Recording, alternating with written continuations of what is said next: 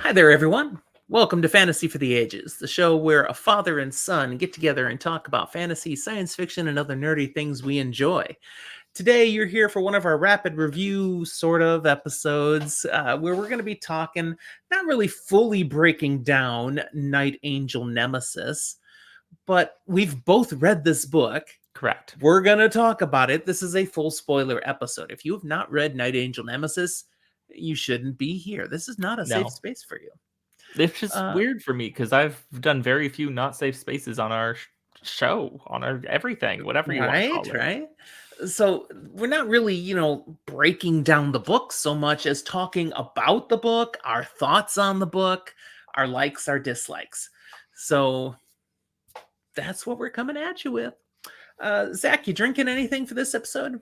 I am. I've got some nice Deep Eddy lemon vodka with Sprite as my mixer.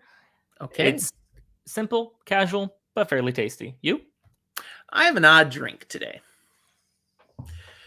Yesterday, now back up a step. I'm not drinking as much these days. I am trying to lose some pounds and the booze gets in the way, so I'm drinking less. But yesterday, it was a Friday. I just got back from being out of town. I made a Long Island. Okay. And it was delicious. Okay. So then I made a second Long Island. Okay. Now, when I make a second Long Island these days, I usually don't finish it, which was the case. I only drank half of it, and then, time to go to bed, and just left it. So half the drink was still sitting here. So then I made it into a new drink by simply filling it up with Diet Coke and stirring it up with ice. So did you just leave it out? Did you put it in the fridge? No, it just sat out. That's fine. So this is the rest of a Long Island with almost an entire can of Diet Coke, and it's actually rather tasty and not as boozy.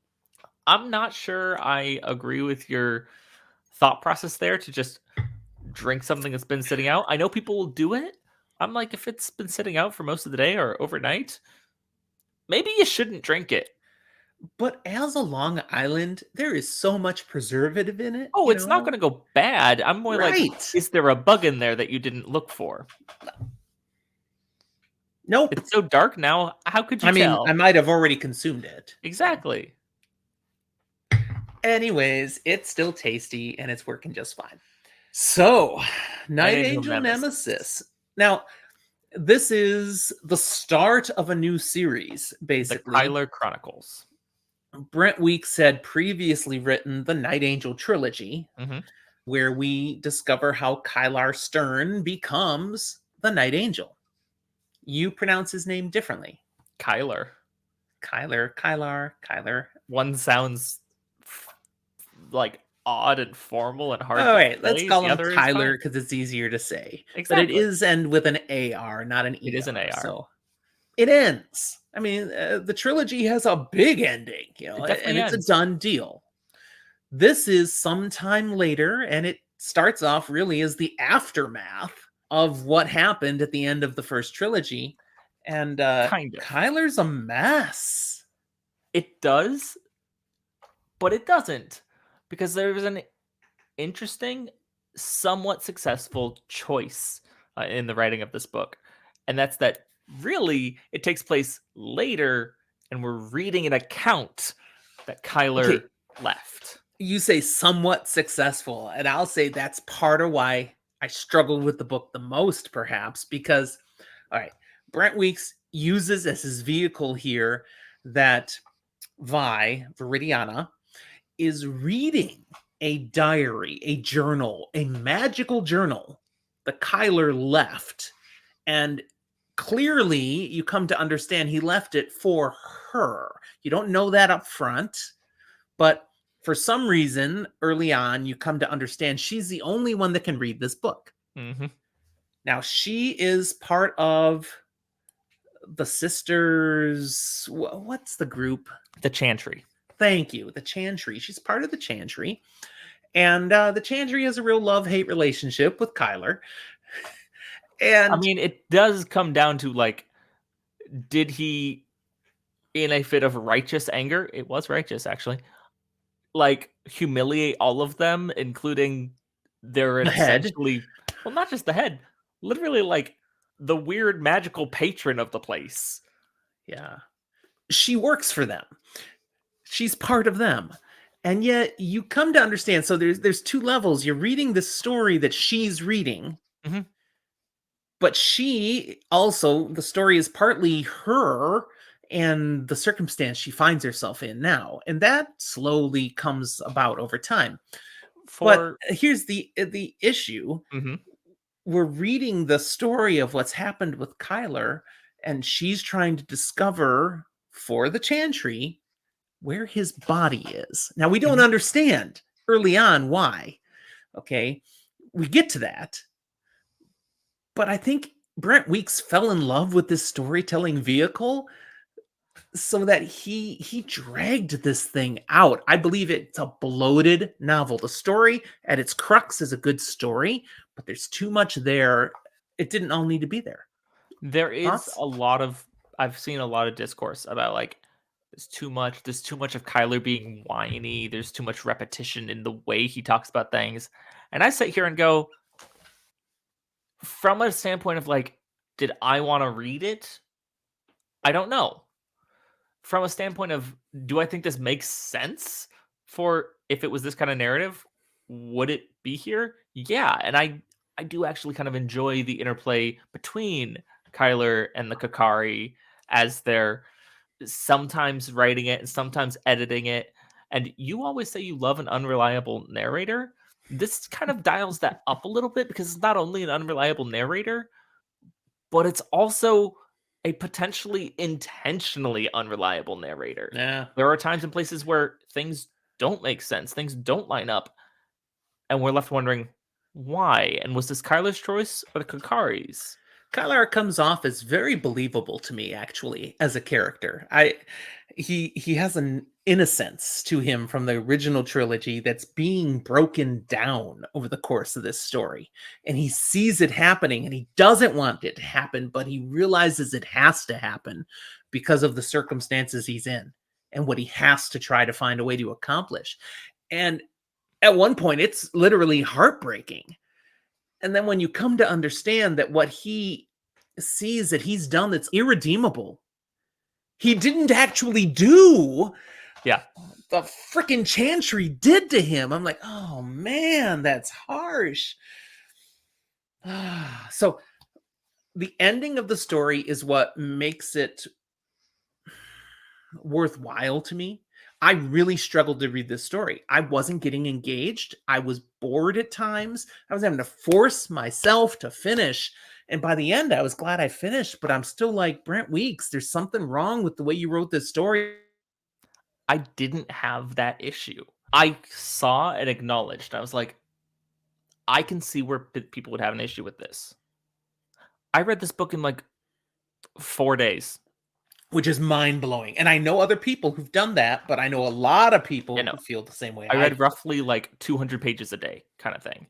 Yeah. And I think part of it was the way that it is written lends itself that if you don't try to analyze the details, you just kind of flip through it. And I didn't run into that. Um, Mm. Now, I will say one of my favorite things from the original trilogy was Kyler and V's relationship and the complicated nature of it. And that's I still there. I very much ship them. I always did. It's messy and it's problematic, but it's It messy and gets problematic in messier. all the ways that I want it to eventually come down to a satisfying continuation, not a satisfying end. Mhm.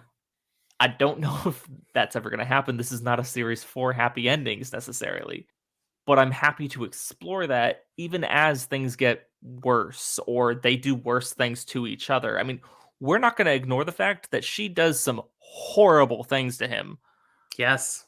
and she feels horrible about them, but sometimes feels forced into them, but sometimes still chose to do it anyways. She makes her bed. And we She's can't lying in it. necessarily forgive her, but we also can't pretend like he's completely innocent in a lot of things because He's the Night Angel.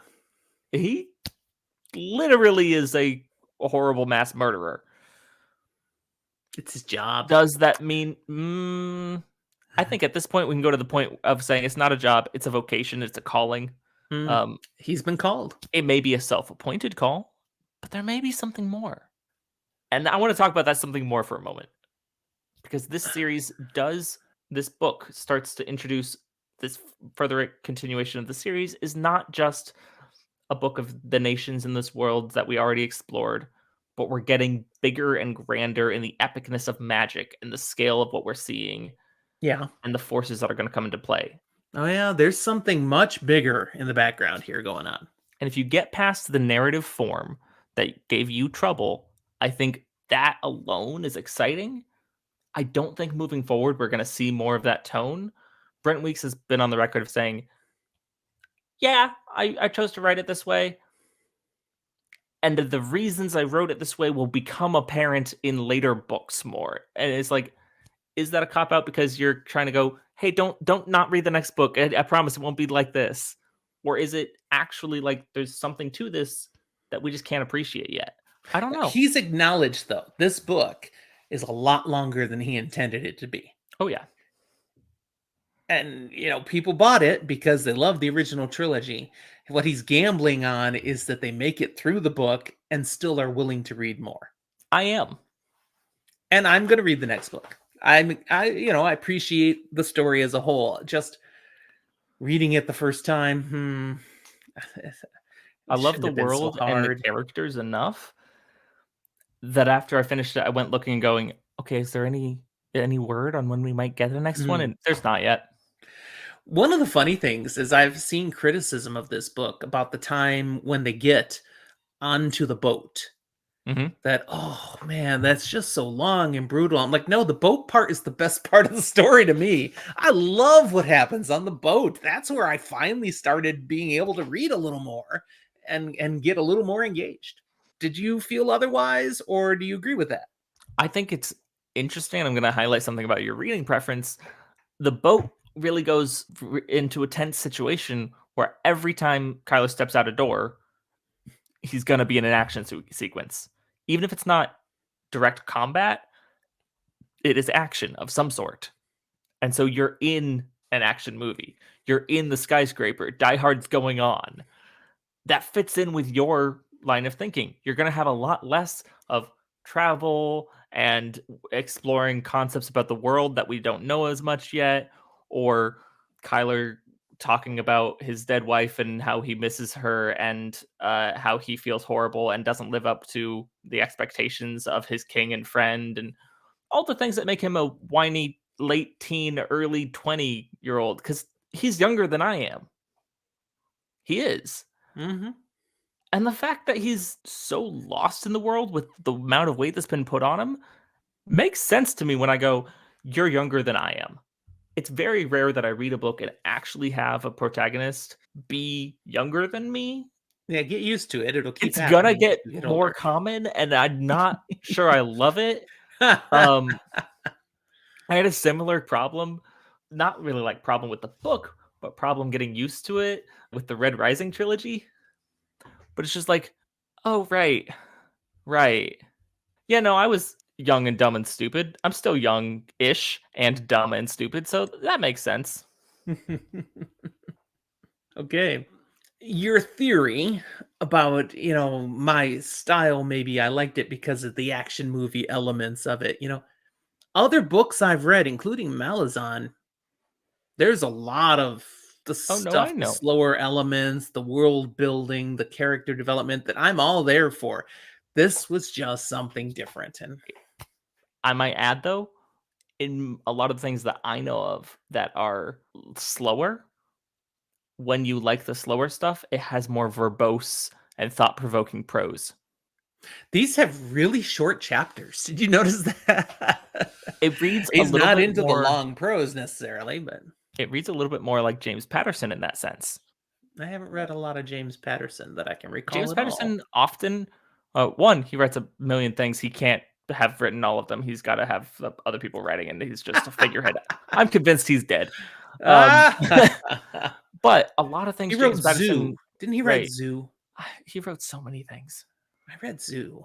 But a lot of the things he writes have very short chapters to the point where it's like, Okay, that was one scene. Why did it take up 6 chapters? And it keeps giving breaks to like almost speed it up in the same way that when you drop frames out of a film sequence, it makes it go faster and like it feels almost jarringly Mm, super sped. But it's just like it's okay. It's a choice. It's not necessarily always my favorite. Sometimes it is. okay. Yes, he did write Zoo, Okay. which I read because they made it into a TV series. So Yeah. I always like to read the book first. Anyways, something that's a reveal late in the story that Hmm. I did not see coming. But Okay. when it came, I went, that is brilliant. I get Okay. it. I totally understand. Is the fact that the Kakari is the one who's talking through the book, the journal, all along. He's been recording it by speaking to the Kakari, and it's literally the Kakari is the ink You know, on it's a each really page, funny thing, and that disappearing from the previous page, showing up in the next one. And that part where the Kakari talks to the hmm other Chantry person who's hmm peeking over the shoulder and totally disses the hmm windbag, whatever she went, that was awesome. But I still didn't see it. I didn't get it. we get a step better here. You didn't see it. I saw it from the first time we saw V. I'm looking at this and going, they're talking about high level magics and how he would ever trust a mage to do. He wouldn't. He wouldn't. See, you saw it. Yeah, I It's didn't the get it. Kakari. It I'm is really the. struggling with you saying V though. I got to tell you, now that's coming because the first trilogy I did is audiobook. I It's Vi said in the Vi audiobook. all the time until I figured out how I want to say her full name. But it's Viridiana, not Viridiana. I don't want to say whatever you just It's said. VIR. So Yeah, Viridiana, not Viridiana. you're putting. It feels like you're putting too many like Well, Iana how do or you say something. V out of that? I put a almost Y sound in there. It's Viridanya. Viridania? Well, again, from the Now, audiobook, I think it's Viridiana. Viridiana's probably makes more sense, but even then, it's just like I don't know. It's one of those names. You know how sometimes in books you see a long name and you're like, I don't know how to say that, and so when you're reading in your head, you never actually come up with the way that you say it. You just see their name and you're just like that name every time. That doesn't happen to me. Never. I make up something. I don't need to physically like say their name in my head to recognize who I'm reading their name. So I sometimes don't have a pronunciation if I can't decide on what I like. She's one of them, which is unfortunate because she's one of my favorite characters from the series. She's kind of hot. Correct. There's no kind of. It's intentional as well. Like it's not even like I have to be ashamed saying that she is designed She's written to that way. be a She's supposed to physically be that. Yeah. attractive character. Yeah. All right. So you totally enjoyed this book. Yeah. You have no criticism of it, Oh, I really? have plenty of criticisms, and we've touched on a lot of them. I acknowledge that the style is not necessarily the best.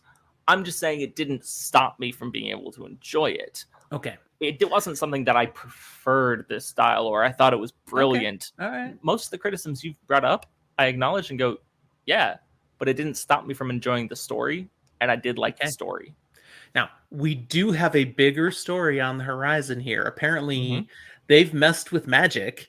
They've opened Pandora's box to some bigger things that are on the horizon now, including Lord Rephaim. Am I saying that right? I'm good with that. I don't care. There's something about this guy. He's clearly not human. We have that. He's Yeah. a demon. He's a spirit. He's a magical entity. And I don't know. I'm ready for the wolf to get out of his wood. I'm interested to see where the next book goes and how does Kylar get back into the story, because he's just gone ahead and done Prometheus to himself. He's just hanging out there now forever to just hang and be pecked at by birds or something. Speaking of Prometheus and fire, can we mention the little nugget that gets thrown away that they talk about that maelstrom and that volcano that have just stopped? You know, the one that never ceases in this maelstrom and this volcano that never stops erupting, that we know that Durzo Blint shoved the fire and the water Kakari into them, and that's why they've been doing that, and now they're not doing it. I don't think that's magic being funky. I think we have to worry about some things. Oh, wait, maybe not entirely, because Rephaim had the water Kakari. He did. So That is one other element to there's mention. things going Durzo out there. gets mentioned multiple times in the story, but never Where is appears. he? There's something where he's left. Mama K mentions it, but doesn't want to talk about what happened or why. Kyler assumes that Obviously, there's this is some going to be a fight. big part of the story moving Yeah. forward. Kyler assumes that there was some fight, partially with Mama K using him or something. I think it's just as likely he knows more about what they've unleashed, He's on a and he's like, mission. I have a certain level of responsibility to deal with some of this, and she's like, but you could stay this time, and he's like, I can't. Yeah, yeah. So that'll be interesting. One of the tragic things of Kyler that remains One a of fascinating many. part of the story now. What? One of many. Yeah, one of the tragic things though is what he learned in book 3 of the original trilogy, that anytime he dies, someone who he loves will die to fuel his resurrection. And so Mhm. he's trying so hard not to die now, knowing he's immortal, but there's a huge prize, Where will that bear fruit again in the future? You know he's going to die again at some point. Mhm. Someone's going to get offed because of poor Kyler. I mean, So, as it stands, as I understand things currently, he is dead. The sisters confirmed that his body at least, was dead, at least at the time that they confirmed it with magics and things. That what? gets mentioned. No. That gets mentioned. They mentioned they No. don't know where his body is, but they confirmed he was dead. No. I Yes. didn't catch that at all. You'd It's have to quote me a page explicit. number. I I'll did go not find it get after that. this. He's He not also dead. He chained is himself presumed to dead. he also chained himself to a mountain away from his supplies and got rid of the Kakari. He's gonna starve to death. Except I sense there's something about his essence that he won't die. He'll just waste. He won't die. Hear me out. I think he is dead. And I think that's part of how he managed to kind of fall off people's radar, with the understanding that at some point he will actually be needed in some way, but he needs to pay this price for a while first. The Black Kakari is still bound to him in the way that when it gets returned to his body, it'll bring him back, but it won't do it while it's not with him. We're going to agree to disagree on this. I can't explain it, but I don't think he's dead. But I have zero basis for what you're explaining, especially considering the entirety of his talent only is accessible by him because of the Kakari. And when So it's not you're there, saying he can't. he's basically arranged a way that he can die and not be brought back.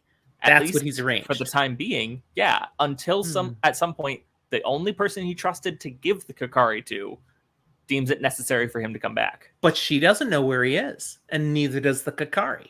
There's that he made efforts to totally he made it incredibly difficult. He didn't make it where he is impossible because he knows someone will someday find him. Someday he will be needed in some way, shape, or form. But he's going to make it as hard as possible, so she can't just bring him back because she wants to. I do like that what you're saying there, though. The potentiality that he is dead, but in a manner that he couldn't just be brought back. But you're saying the Kakari must be present for that to happen. Yeah.